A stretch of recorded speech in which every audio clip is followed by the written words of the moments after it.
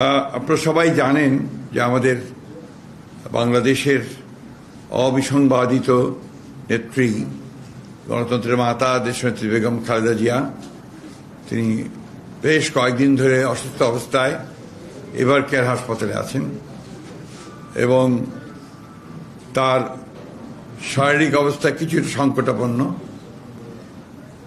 দেশের বিশিষ্ট চিকিৎসকবৃন্দ, বিদেশের আমেরিকার জন হপকিন্স এবং লন্ডন ক্লিনিকের বিশিষ্ট চিকিৎসকেরা তারা তার চিকিৎসা করছেন। গতকাল রাতে তারা একটা মেডিকেল বোর্ডে সভা করেছেন প্রায় 2 ঘন্টা 2.5 ঘন্টা ধরে, এবং সেখানে তার চিকিৎসার ব্যাপারে সমস্ত চিকিৎসকদের মতামত নিয়ে তারা কথা বলেছেন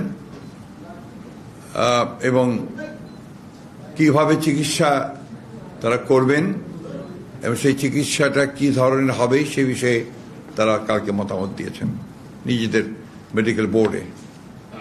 তাকে বিদেশে নেওয়া প্রয়োজন এই কথা তারা বলছেন যে হয়তো প্রয়োজন হতে পারে, কিন্তু তার এখন যে শারীরিক অবস্থা, সে অবস্থায় তাকে বিদেশে নেওয়ার মতো কোনো শারীরিক অবস্থা নেই। শারীরিক অবস্থা আল্লাহর অশেষ রহমতে যদি স্টেবল হয় তখন চিন্তা করে দেখা হবে যে তাকে বিদেশে নেওয়া সম্ভব হবে কিনা। তবে বিদেশে নেওয়ার জন্য যে প্রয়োজনীয় বিষয়গুলো রয়েছে, আপনার ভিসা, অন্যান্য দেশের সঙ্গে যেসব দেশে যাওয়ার সম্ভব হতে পারে সেসব দেশের সঙ্গে যোগাযোগ করা এবং এর অ্যাম্বুলেন্সের ব্যাপারগুলো নিয়ে যথেষ্ট আলোচনা হয়েছে এবং সেগুলো মোটামুটি কাজ এগিয়ে আছে। অর্থাৎ যদি আপনার প্রয়োজন হয় এবং যদি দেখা যায় যে she is ready to fly, তখন তাকে নিয়ে যাওয়ার ব্যাপারে খুব দ্রুত সিদ্ধান্ত নেওয়া সম্ভব হবে।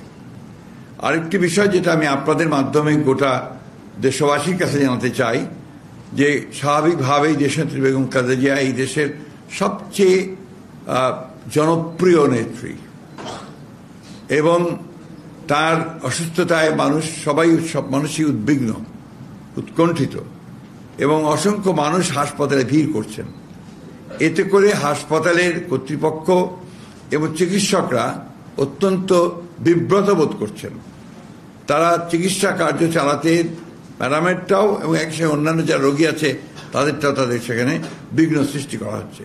তা আপনাদের মাধ্যমে আমি সকলের কাছে অনুরোধ জানাতে চাই যে আপনারা কেউ দয়া করে হাসপাতালে ভিড় করবেন না। অনুগ্রহ করে বিএনপি নেতা কর্মী, তার শুভাকাঙ্ক্ষী বা দেশের মানুষ, তারা দয়া করে হাসপাতালে ভিড় করবেন না। আমরা সময় মতো আপনাদেরকে তার হেলথ বুলেটিন সম্পর্কে জানানো হবে, সেটা আপনারা জানবেন, কিন্তু আবার অনুরোধ করছি দয়া করে কেউ সেখানে উপস্থিত হবেন না।